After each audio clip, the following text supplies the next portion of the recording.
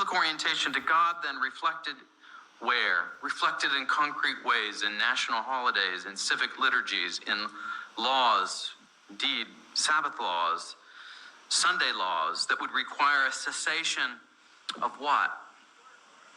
Commerce.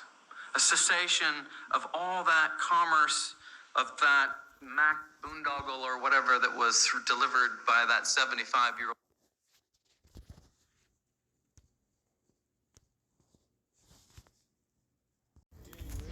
Okay, guys, so what exactly is the seal of God?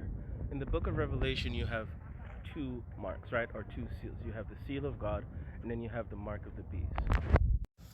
So the seal of God is in the forehead, right? And then you have the mark of the beast, which is either in the forehead or in the hand.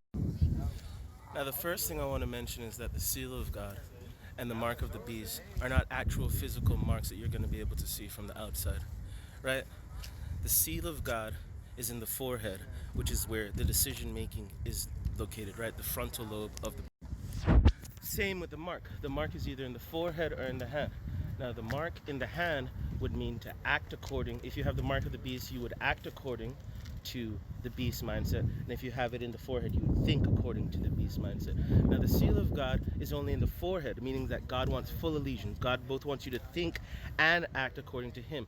But the mark of the beast can either be in the hand or in the forehead, because the devil doesn't care how you show your allegiance. If you act according to what he wants you to do, but you don't actually believe in his mindset, you just do it because you're forced, because you don't want to lose your job, or because you want your kids to go to school, or because you want to get on a plane, or whatever things the government's going to force you to do in order to receive this mark of the beast, right? Because you want to be able to buy or sell. Then he doesn't care if you just do it because you're forced to do it, or if you actually believe it, which is in your mindset. So it's not really a physical mark. Okay, so a seal authenticates a document, right? Whenever you have a new law that's written in Congress, right, they send it to the president, and this president has to sign or put his seal on it in order for it to sign it into law, right? Without the seal of the government or the seal of the president, this law has no authority. The law doesn't exist. So doesn't God's law also need to have a seal? So a seal has three basic elements. If you look at the seal of the President of the United States, or the seal of the Roman Emperor, or the seal of, for example, George V of England, each seal has three elements.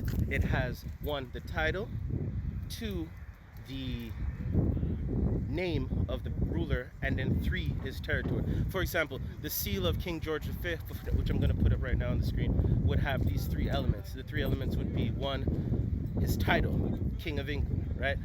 Then his name, George V, and then his territory, which would be Great Britain and the surrounding territories, right? That would be the seal of King George. If you have the seal of the President of the United States, right, currently Joe Biden, then his seal would look like this: one, President, that's his title; two, Joe Biden, that's his name; and three, the United States of America and their territories, which is his dominion, right?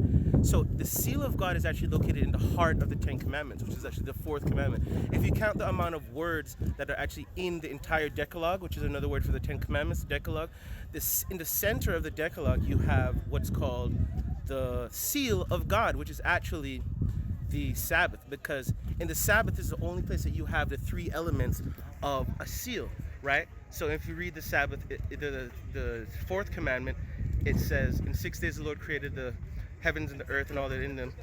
Therefore the Lord rested on the seventh day, and the seventh day is the Sabbath." Okay, so why is the seventh day the Sabbath? He explains later on, it's because God sanctified the Sabbath, and then he actually says, now, the main reason why this matters is because they're actually talking about coming out with Sunday laws, right?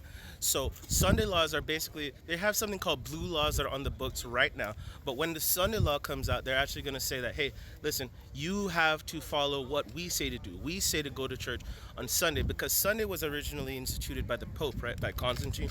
Sunday actually has no place, is found nowhere in the Bible. And if you actually ask the Roman Catholic Church, they actually blatantly say, we are the ones who created Sunday. We are the ones who gave Sunday our authority, right? We are the ones who made Sunday. They actually say that there's nowhere in the Bible. I'm going to put the quote up on the screen right now, but they say there's nowhere in the Bible that says that Sunday should be kept holy. It's we are the ones who change the Sabbath through our authority as the Holy Church. We have the authority to change God's law.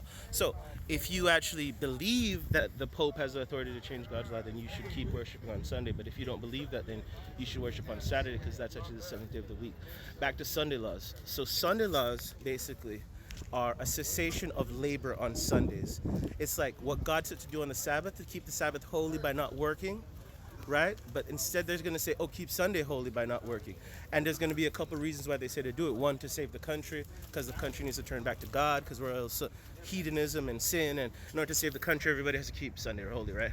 And another reason that they're going to say is because, oh, climate change. In order to save the planet, we have to keep Sunday holy, because to lower the carbon emissions, in order for nobody to be able to work on Sunday, we have to lower the carbon emissions, right? And if you're going to lower the carbon emissions, then nobody can do any work on Sunday. And in order for no one to do any work on Sunday, we are going to make sure, because no one would drive on Sunday, no factories are open on Sunday, right? Nobody's doing any kind of labor on Sunday, meaning that there would be zero carbon emissions on Sunday. And they're saying, oh, you know, in Israel, nobody works on Saturday, and the carbon emissions in Israel are lowered 35% every single Saturday. So let's do the same thing for the whole world for Sunday. Boom, we're going to save the planet. And then another reason they're going to say it is because, oh, we need to spend more time with the family. Guys, parents need to be at home to spend time with their family. So let's everybody keep Sunday holy so that we have more time with the family, right? So there are three different reasons. For the atheist, do it to save the planet. For the Christian, do it because we need to get back to God. For the family man, hey, spend more time with your family on Sunday.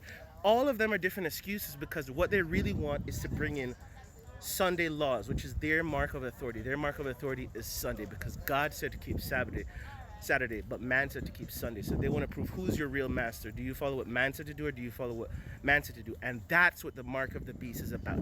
It's about authority. Are you going to think and act according to God's law, or are you going to think and act according to man's law? It's not just a day, it's about authority, it's about worship. God said to worship on Saturday.